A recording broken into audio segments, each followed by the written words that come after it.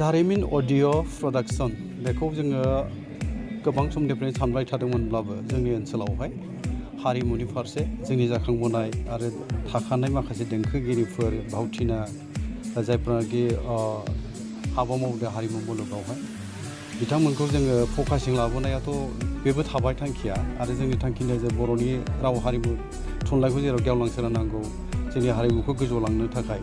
जोङो मोनसे थांखि जोङो रायज्लायबोबाय थादोंमोन आरो बे रायज्लायनाय फिथाइ महरै दिनैहाय जोङो जारिमिन अडिअ प्रडाक्सनखौ जों दिनै बेखेवनो हाफैबाय बे जोंनि थाखाय दिनै गोजोनथाव बाथ्रा आरो दिनैहाय मोनसे दुलाराय भारतनिनो मोनसे गोसोखांजाथाव सानखाबो दिनै जोंनिनो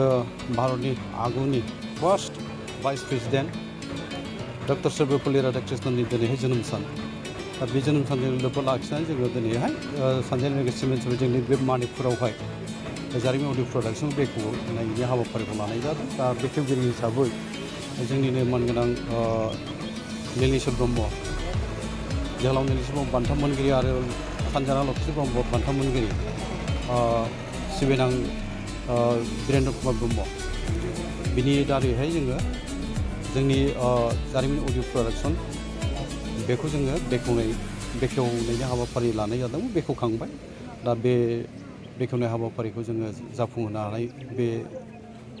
जाहोननि थाखाय जोङो गोजोननाय फोरमायो आरोखि जिहेतु दिनै फोरोंगिरि सान हिसाबै दुलाराय भारतआवनो फालियो बे हिसाबै दिनैनि सानाव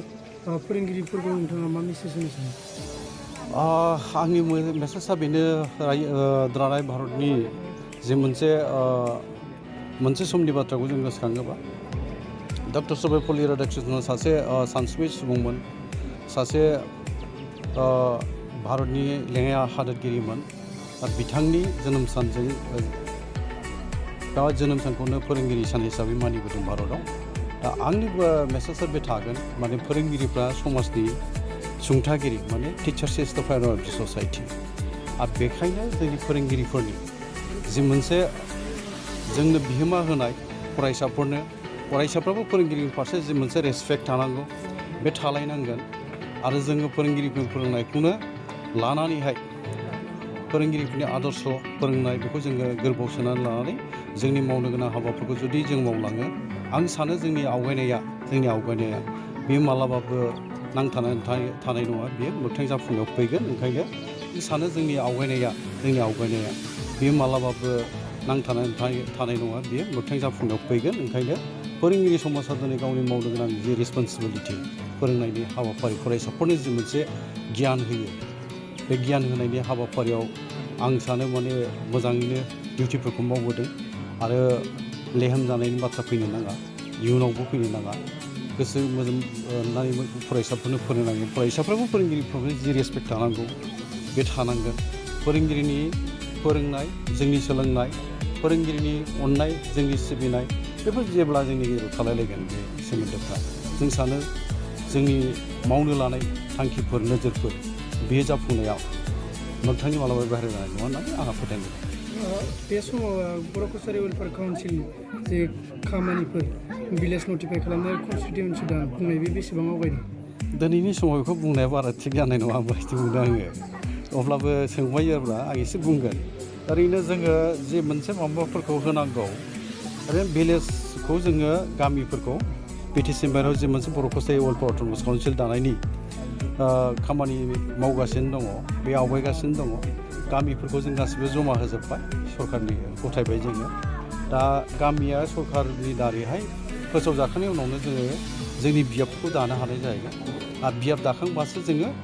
बिसायख'थियाव मोगा मोगि जाहैनो हागोन दा बियाबा जों गासै बिटिसि बाहेरायाव राइट फ्रम धुब्रि टु सदिया गासै 32 बियाब दानांगौ जोङो दा बेयो सावरायनायाबो जागासिनो दङ आरो गभर्नमेन्टआ जेब्लानो गामिफोरखौ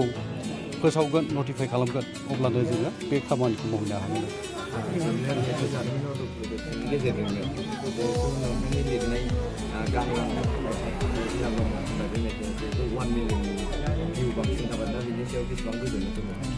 ओरैनोथ' बेथ' गोजोनथाव बाथ्रा आंहा बिदि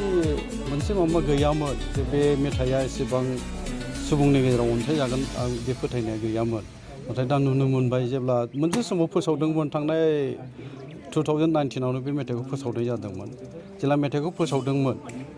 अब्ला लामाया जोंनि दोंसेयानोल'मोन बे केसेट अडिअ' केसेटखौ जों फोसावदोंमोन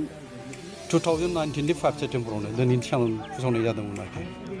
दा बे समावहाय बे मेथाइनि अनसायजानायखौ आं बारा नुवाखैमोन नाथायब्ला फैनानै जेला जोङो भिडिअ' एलबाम बानायफैबाय भिडिअ' एलबाम बानायफैनायनि उनावहाय जेला फोसावबाय हगारबाय बेनि उनावहाय रायजो राजानि अनसायनाय गिलु बालुमोन बे मेथाइआ एसेबां